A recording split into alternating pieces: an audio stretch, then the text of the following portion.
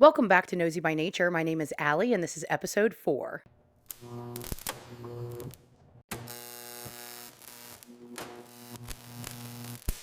If you are new here, my name is Allie, and this is my 2 cents on everything from hot topics, current events, pop culture, you name it, I'm going to talk about it. If you are returning, welcome back. Thank you so much for tuning in for another week. I've noticed that the last few weeks, the views don't really match the engagement. So if you could, please make sure that you are subscribed, like this video, especially if you're watching on YouTube, comment if you want, and share. All of that engagement helps push the episode out into the algorithm, so I would really, really appreciate it. I cannot believe that Christmas is less than 10 days away, and as like last week, I am not prepared.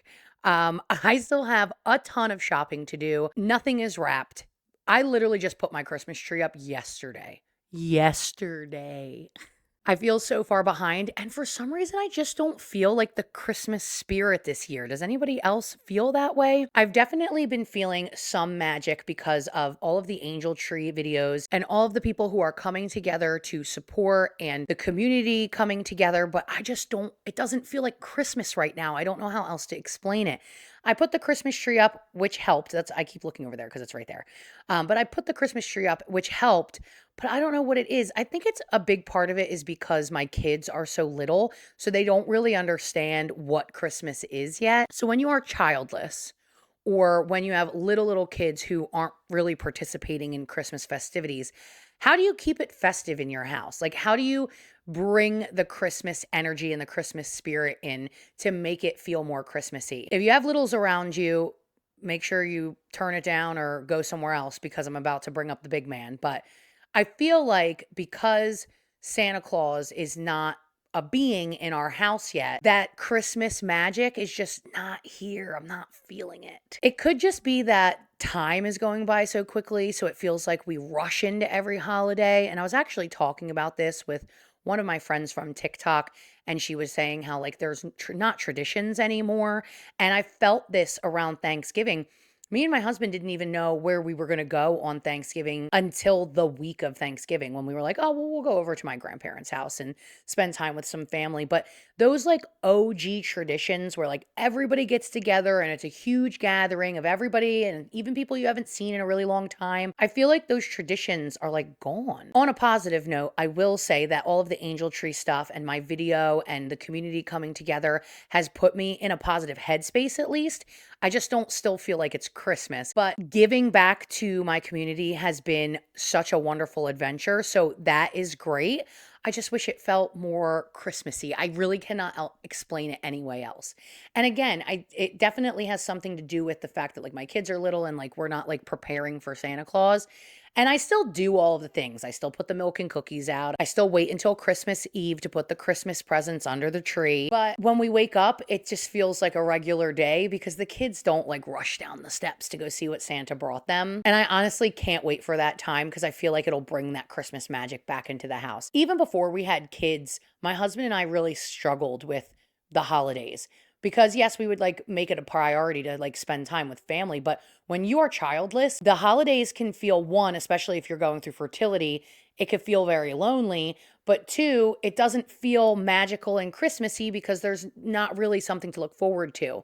And me and my husband have never really bought each other presents on Christmas. I think like the first and maybe second year we were together, but now we don't buy each other things because if I want something, I'm going to order it on Amazon. Like I'm not going to wait until Christmas to buy something that I want or need. I don't know. You let me know in the comments what you guys think about this time of year, especially if you're in a similar situation to me, like either if you don't have kids or if your kids are really little. What does it feel like to you? And how do you keep yourself in the Christmas spirit? In last week's episode, I had talked about how I had did an interview with People magazine. That article was dropped. It was actually dropped the next day. And it was a really, really good article. And not only did it help boost my engagement on my TikTok, which I'm very, very grateful for, but it boosted it out to more people in my community. And when I tell you that the angel tree was sold out time and time again up until yesterday when I went over there to drop off my last 4 angel tree tags with their gifts. There are no more tags left. They are not refilling the tree anymore. We have broken records in the state of New Jersey, which is huge. And I'm so thankful. I'm humbled to be the vessel to make this all happen. But truly, this is not about me or because of me, because without all of the people who engaged and supported, none of this would have been possible. Not only was I interviewed for People magazine, but Fox News also reached out to me. They used my videos on Fox and Friends segment. It was aired super early, but that was really cool too. Even though it was a small segment, they still pushed the story out there. And because it got so much engagement and so many eyes on it, we were able to help so many kids. And that has been the consensus on TikTok pretty much. And some people are like, oh, it's a trend, it'll fizzle out and people will stop doing the angel tree. And I truly, in my heart, don't believe that that will happen. Now that people have been made aware of how important and significant the angel tree actually is, more people are going to make it a priority to make it a part of their tradition, which I love. Now, in my family, no matter whether it's trending on TikTok or not, I plan to go out and participate in angel tree every year and even get my kids involved. And some people were actually asking, like, how do you bring your kids angel tree shopping without them asking questions about Santa Claus? Right now, I don't have to worry about that because they don't really understand. But when they do get old enough to understand, the way that I plan to explain it, and you could do this as well if you wanted to, every year when I was a kid, I would get presents from both Santa Claus and from my parents. And so some of the presents would say from Santa and some would say from mom and dad or whatever. And I plan to do that with my own children. Listen, I'm not giving Santa credit for the $1,100 iPad, all right? I'm putting my name on that thing. But I plan to explain it to my kids like this. Santa Claus brings all kids presents, but mommies and daddies are supposed to get presents for their kids too. And some mommies and daddies don't make enough money to get their kids those presents. So we adopt a tag from the tree to help those mommies and daddies give those kids a bigger Christmas than just beyond what Santa Claus can bring. I think that's a great way to kind of explain it to them because you're showing them the good in what you're doing. You're explaining to them that yes, they have basically fallen on hard times and that the parents need help.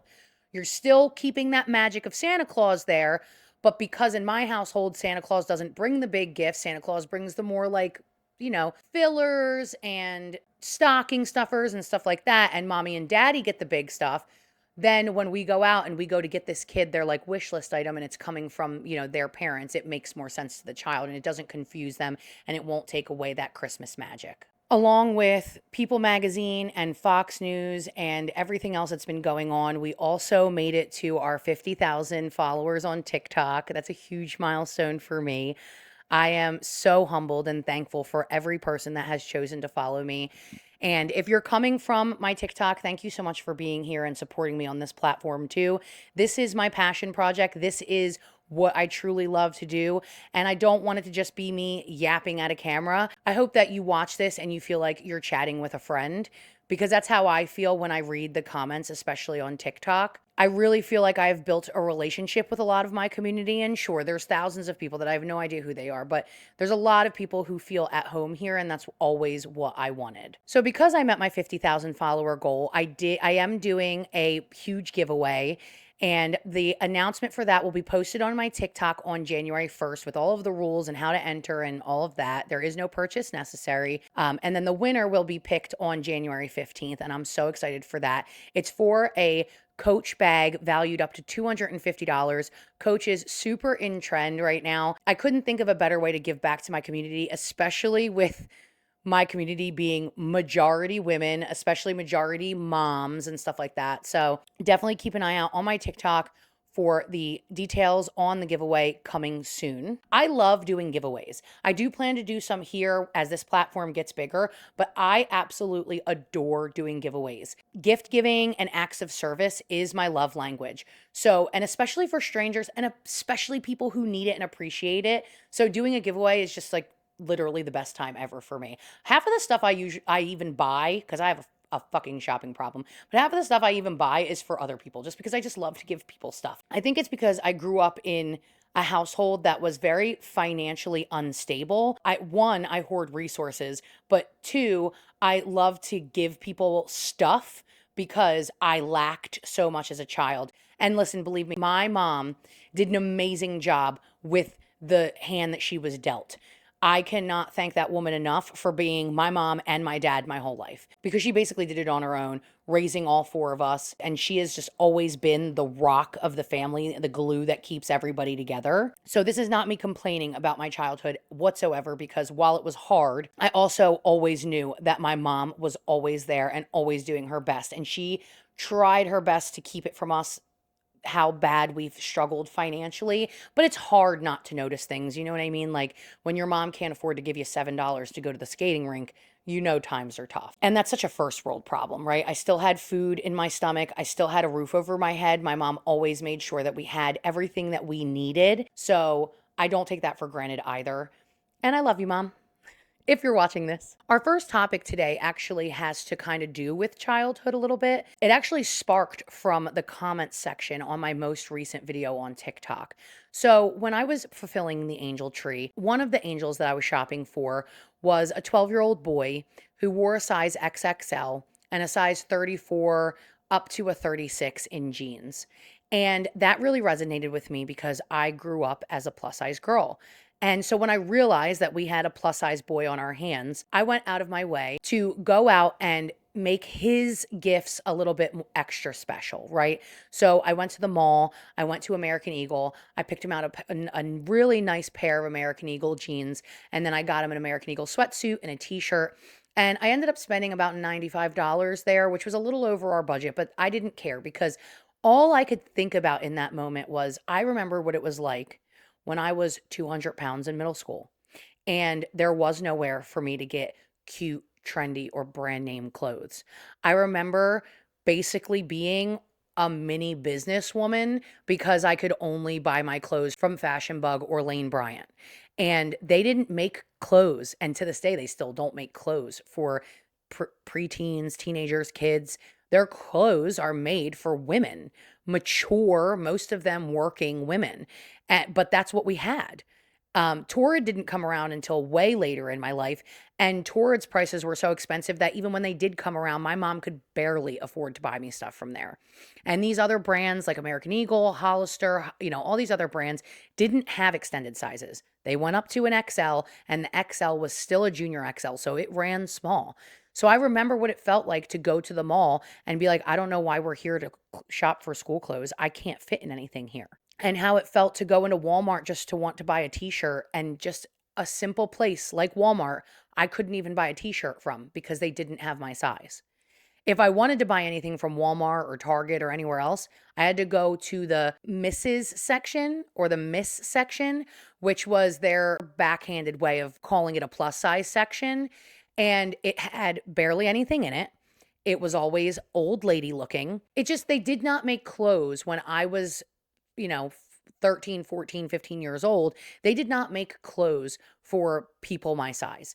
And I wasn't even that big. Like, yes, 200 pounds is still overweight, but I wish I was 200 pounds right now. I'm 241 and I'm the most confident I've ever felt in my life. If I was 200 pounds, I mean, I might be walking around naked all the time. But bodies are accepted differently now. And back then, not only was it not acceptable to be plus size, but nothing in this world was catered to plus size people. Now, hear me out. If you go back to episode 1, I am not one of those health at every size bitches. I am not one of those body positivity bitches. I am all about body neutrality. I'm about accepting yourself in the time that you're in, but always doing better for yourself, always striving for more, whether that means getting your health in order, moving more, eating cleaner foods that help not only maintain a normal and healthy weight, but also cleanse your body from all the processed bullshit that we are used to eating every day. But what I will say is, whatever part of your journey you're in, you should still be able to put clothes on your body. It's a simple, simple concept. And I still don't understand why these stores don't just make the exact same things in bigger sizes. I really don't. Don't give me my own section. Don't make me my own shit in stuff that you think that I want. I want the stuff that the skinny bitches wear, so just extend the sizes. It's really that simple. And so that's where I have a hard time sometimes with plus size fashion and stuff like that, and fashion in general, because while I am not health at every size and I don't glorify obesity and all those things, I am in a stage of my journey where I am still plus sized and I am working on myself, but I would still like to be able to wear cute clothes. But by these businesses creating plus size bodies, their own section, and not just extending the sizes, it's almost like saying, we don't want to see your body in those clothes, so we're not going to make them in your size. And that's where I have a hard time. All of this to say, when I realized that I had a plus size boy in my Angel Tree tickets, I said I wanted to do something extra special for him. So I went to American Eagle, and like I said, and in the comment section, there are so many moms of children who are plus size or people who were plus size one time themselves or still are or what have you, who where we all reminisced about, Lane Bryant and how we were dressed up like little business women and everybody was eating 100-calorie snack packs and how grateful that they were that I went out of my way for this little boy. But it brought up a bigger conversation around why, number one, it's so unattainable to get clothing in plus sizes that are not only trendy or brand name, but affordable. Because then you have stores like Torrid who are charging $75 for a fucking t-shirt that's got the shoulders cut out because apparently all fat bitches want their shoulders to be cold and skulls on everything. And I understand that Torrid is an extension or a sister company to Hot Topic, but not everybody who shops at Torrid is an emo kid. And this is coming from an elder emo. I am a millennial emo kid. I love metal music and alternative music and all of that stuff. I still don't need a skull and cold shoulders on every shirt that I fucking own. I don't need a baby doll dress. Sometimes I want to show off my body's curves because I have put work in and I am proud of where I came from and where I'm at and where I'm going. So I should be able to just go buy the trendy t-shirt or the trendy pair of pants or whatever it is and not have to go to a separate section or a separate store or spend thousands of dollars to get just a few pieces for my wardrobe. And then you have to think about these kids who are on Angel Tree, who are living, most of them in poverty, who can barely afford to just shop at Walmart, who, yes, they have extended their sizes and it has gotten much better since it was when I was a kid, but they still don't do the best job at keeping up with the trends in the plus sizes. I really just wish that all bodies were treated the same, okay? And here's what I mean. I don't mean glorifying obesity, but what I mean is plus size people don't need a separate section. Plus size people don't need a separate store. Just like skinny people who are, maybe they have an ED or something, don't have their own section or their own store. Why are we not just having stores that open up their sizing from an extra small all the way up to like a 3 or 4X? And I understand that if you are beyond a certain size, right? So if you're extremely tall or extremely large and overweight, if you're extremely thin, then you may have to go out of your way because you are a minority, right? Like there's not enough people in order for the stores to make profit if they continue to make all of these clothes and nobody's buying them. I can understand that aspect, but like the average person is like a size 12, okay? So it's not out of this realm for most of the people in our lives to be on a little bit of heavier side. And this isn't even just talking about fat people. There are bodybuilders who have a hard time buying clothes. So it really doesn't come down to like the fat versus skinny thing. It really just comes down to people are in bigger bodies now. And while everyone should be striving to be healthier along that journey, we should still make it accessible to everyone. And there's no reason that a store like Walmart or Target, who is a big box store, billion-dollar store, can't just extend the sizes that they already have instead of making their own section and making people feel not included, just taking those same things that you make for the thinner people and just make it bigger. That's all we've ever asked for. That is the one thing that the health at every size people, it is the one and only thing that I will agree with them on because it is true. It's just giving people in whatever stage of their journey that they are the opportunity to feel good about themselves and feel like they are included. That's it. And I feel like I kind of went off on a tangent there, but it is relevant because in my comment section, the support of so many different people talking about their stories and how it related to this young boy and how special it was to make this young boy feel special, especially if you are a child of a family who struggles financially, it's even harder on you. So be kind to yourself. If you're wondering if I had an outfit change, I did. It's also many hours later. I realized what time it was while I was in the middle of recording, and I was like, oh shit, I gotta go pick my kids up. And then while I was picking my kids up, we had to go to my mom's for dinner. And then at dinner, my kids destroyed my clothes. So when I got home, I had to change. So here we are several hours later, picking up where we left off. Kind of. I just have to say that the overwhelming support in that video and from plus size moms and people who used to be plus sized and the perspective of children who are in poverty, who are plus size, who don't get the same opportunities or items as other kids do. It was something that really resonated with me, and it was beautiful to see everybody being so appreciative and coming together and supportive. It was awesome. So if that boy ever sees any of my content, or if the parent comes across it, just know that I put a lot of thought and care into it, and I really, really hope that you loved everything that I picked. And if not, that's okay.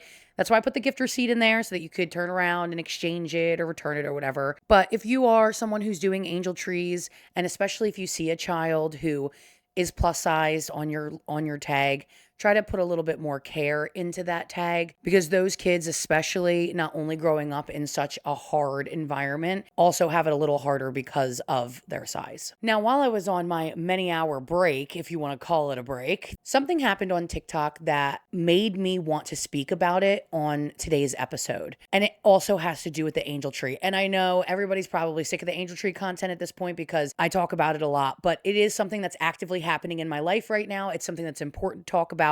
And there is something going on right now, and I actually posted a video about it, and if you haven't seen it, we could watch it together. I'm going to show you my video first, and then I'm going to show you the video that it was in response to.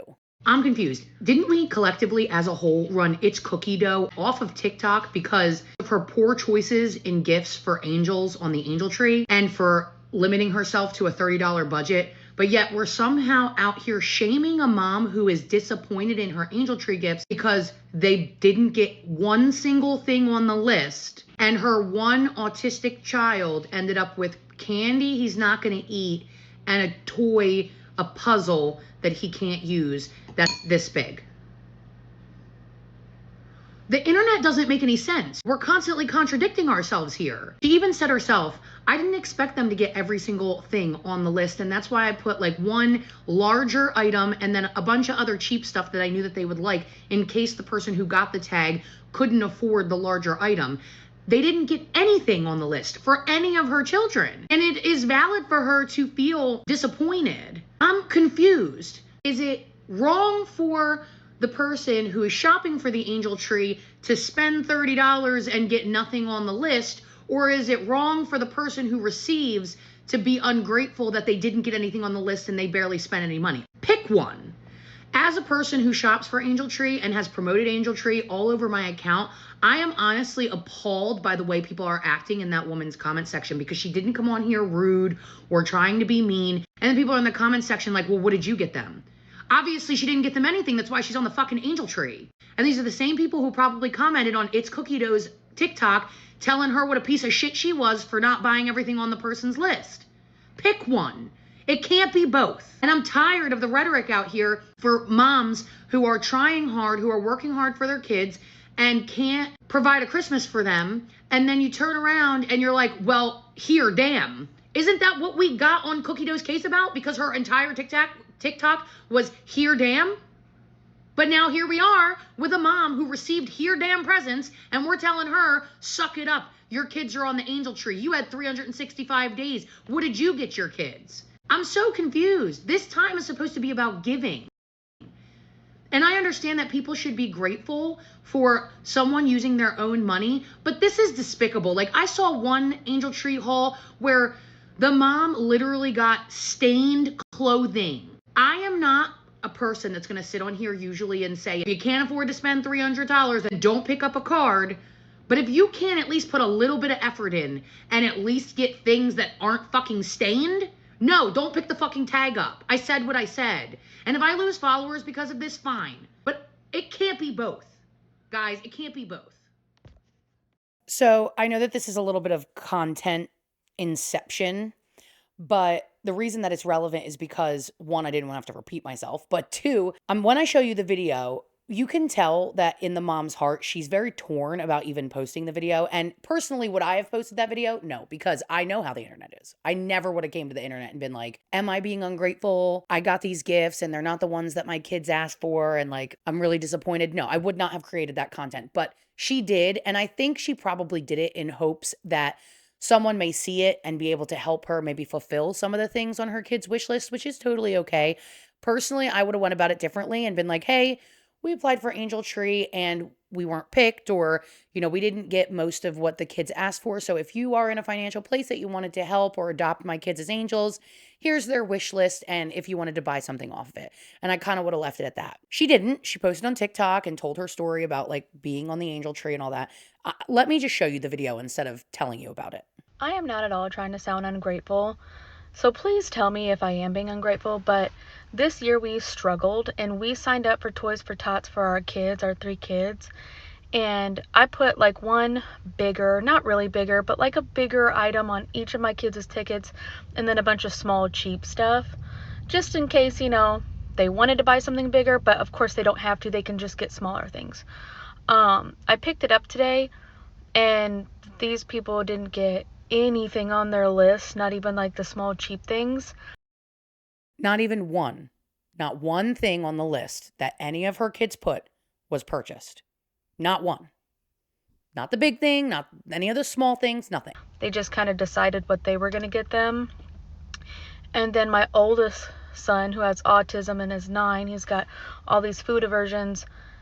They bought him like almost nothing. They got him like 3 small stocking stuffers. They got him a puzzle. It's like a 80-piece puzzle that is for like ages 5 and up, and he's 9. It's just like, I don't know, it just didn't make any sense. And then they got him like 3 of these cheap stocking stuffers, and 2 of the 3 are candy, and my son won't eat candy. Like, I'm so confused. Like, so my 9-year-old didn't really get any presents. He just got a few things I could put in a stocking. Literally like things like this big that they got from our dollar store nearby. Still had the dollar store tags on it and everything. I don't know. Am I being ungrateful? So this mom struggling, she's working, she's trying to provide for her kids, she's struggling, she couldn't get her kids a Christmas. So she reaches out to Angel Tree, she put her kids on it, she fills out the list. You saw the video. She's allowed to be disappointed. She is, and I want all parents who put their children on Angel Tree, who are working hard and busting their ass and trying to provide a life for their children, to know that your feelings are valid even though you could not buy the presents for your own children. The comments on this video pissed me off. Somebody was like, you had 365 days. Yeah, 365 days of struggle, or maybe she wouldn't have put her kids on the fucking tree. Oh, somebody else was like, what did you get your kids? That's the whole fucking point of the Angel Tree. And then these same people ripped apart It's Cookie Dough, which is somebody that I've talked about before, for not spending more than $30, for not getting things on the list. So here we are, hypocrites of the internet, like always, telling one mom, you're a piece of shit for not spending enough money, and then telling another mom, be grateful for your Dollar Tree gifts. It doesn't make any fucking sense to me. Now, I understand that there are Angel Tree recipients who have made terrible, ungrateful videos when the people obviously did a very good job. There are always going to be bad apples. I've said that. I think I said that in my previous episode. We do not do this for the loud few. We do this for the silent majority. And yes, she's not being silent because she made a TikTok about it. But if she didn't say anything, her kids may have gotten nothing. And I'm sure that somebody in her comment section is going to help her out or what have you. And if I had extra TikTok funds to help her, I would have gotten things off of their wish list, 100%. Because those kids are deserving. Just because their parents are in poverty does not mean that they are not deserving of nice things. And this circles all the way back to another video that I posted where and I'm not going to show it to you because this is already going on and on.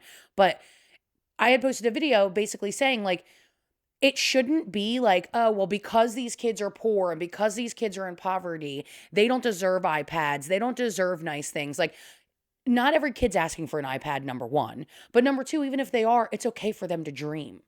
It's okay for them to hope that someone who can afford to buy that type of item picks up their tag and buys the item. These kids are writing to Santa Claus. Do you understand that? They are writing to a mythical person that they think is going to make their dreams come true. They don't know that their parents put them on the angel tree. They don't know that their parents are struggling to put food on the table. All they know is everybody in their class wrote their wish list to the big man, and everybody else is going to come to school next week and have all the things they asked for, but I got a fucking puzzle and some candy. Do better. Period. I don't care if this pisses people off. And I will say this again and again. I don't expect everybody to spend $200, $300, $500, $1,000 per ticket. Okay, that's unreasonable. I know that. But if you're not at least going to attempt to try to stay to the list, if you're not going to at least try to attempt to put in a reasonable amount of money into this, don't do it. And some people will say, well, what if they end up with nothing? I would rather somebody end up with nothing than a bunch of useless shit that they're not going to fucking use. Do you understand? Like, that is consumerism at its finest.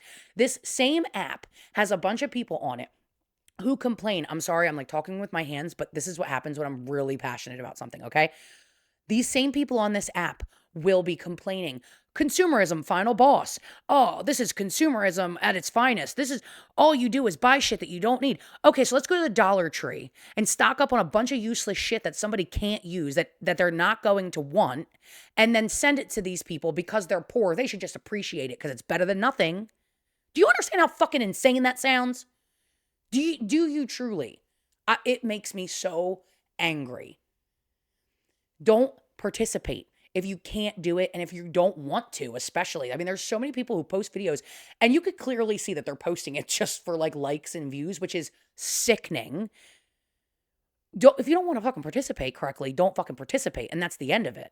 But then don't blame moms when they're upset because they used this resource. It is a resource, right? They used this resource for help, and then the resource didn't come through in the way that they were expecting. Here's a great example that people aren't going to like when it comes out of my mouth. Do you remember when people were complaining about people using food stamps for things that they didn't agree with?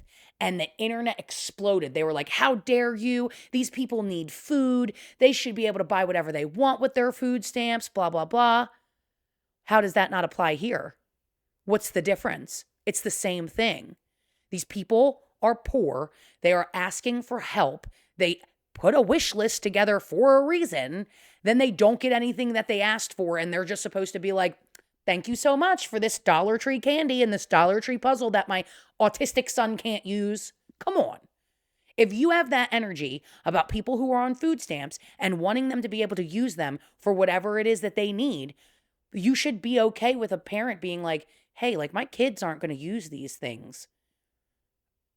Somebody else may have picked up that tag and fulfilled it correctly. I just had to talk about that because it's weighing so heavy on my heart right now, because there are so many angel tree tags, and I know that so many people are trying to help. But if you're not going to go into it with a good heart and a good place, and like if you don't have empathy for the people that are in this situation, why the fuck are you even standing at the green tree as it is? Why are we here? And I'm going to be real. The reason we're here is because people want clicks and clout. And before you come for me and say, well, you talk about the angel tree too. I never wanted to talk about the angel tree. I panically made a video in my car because I said my community needs to know that this tree needs to be filled. And if I can make some money from TikTok so that I could turn around and buy these kids gifts, that's what I'm going to do. And guess what? I made like $800 from the video and spent over $800 on the kids. Between the little girl that I bought and the 4 boys, I spent about $1,100 altogether. So I actually lost money on the deal. So before you come at me and be like, well, you're a hypocrite, I'm not. I never weaponized my platform for money. And that's what a lot of these people do. They're like, oh, come angel tree shopping with me, because they're going to spend like $150 to $200 on the kid, which is wonderful. But if that video gets 1 million views, they're pocketing $1,000. So save it. Save it. you're just as bad as the ungrateful angel tree people, in my opinion. So I'm going to simmer down from that. And I had another topic planned for today, but when this whole thing happened with the ungrateful angel tree mom and all that stuff, I was like, I really feel passionate about it. I want to talk about it. So what I think I'm going to do is I'm either going to save that topic for next week, or I'm going to scratch it all together. One, because that topic pisses me off too, but two, because I don't want to bring any more attention to that creator. So I really would like input on everything that we talked about today, but especially my second topic, because maybe I'm not seeing a bigger picture. So feel free to communicate that. But I definitely think that there needs to be a little bit more empathy, a little bit more patience, and a little bit more understanding, especially if you have never come from a poor family, if you never came from poverty, if you don't understand what it feels like to not know when your next meal is going to come. Do some research, try to put yourself in that person's shoes, because it's not easy. And they already feel bad enough. I mean, imagine being a parent that wants to provide for their kids and can't. And so they have to put their pride aside to ask for help. And then when they do, the help doesn't come. Or if it does come, it comes with a piss poor attitude. And then you voice that opinion about how you feel disappointed, and people belittle you for reaching out to the resources that are available. You can't hold one person to one standard and then hold the other person to the exact opposite standard. That's all that I'm trying to say here. Now we get to my favorite part of the podcast, and I did come up with a name for this segment. I hope you guys all like it. We are going to call it the happy ending. Get your mind out of the gutter. That's not what I mean. But I figured since we're going to end every podcast episode on a happy note, we could call it the happy ending. So here is my clip for this week.